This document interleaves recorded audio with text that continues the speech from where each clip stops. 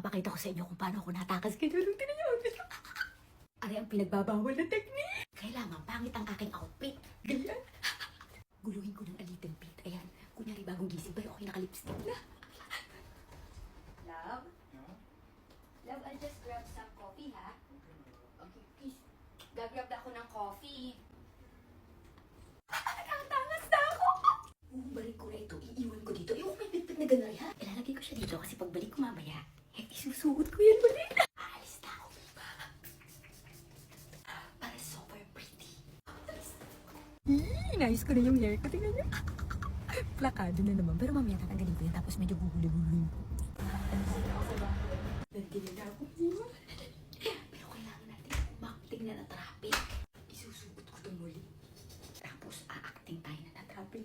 Sabihin natin kaya tayo umabot ng 4 na oras kung naring na-traffic. Kasi kailangan umakting. Pero kailangan maganda. Sad ka, ganyan. Tapos parang depressed, ganyan. Irritated, ganyan. Sorry lang. Super kasi na-traffic ako sa labas. Kaganyan ako.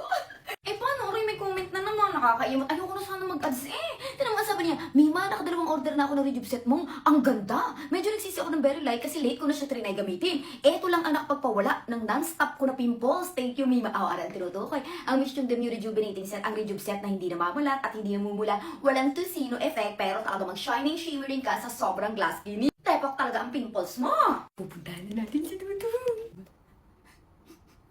Sorry lang, parang ako nag-grab ng coffee kasi sobrang ako na-traffic.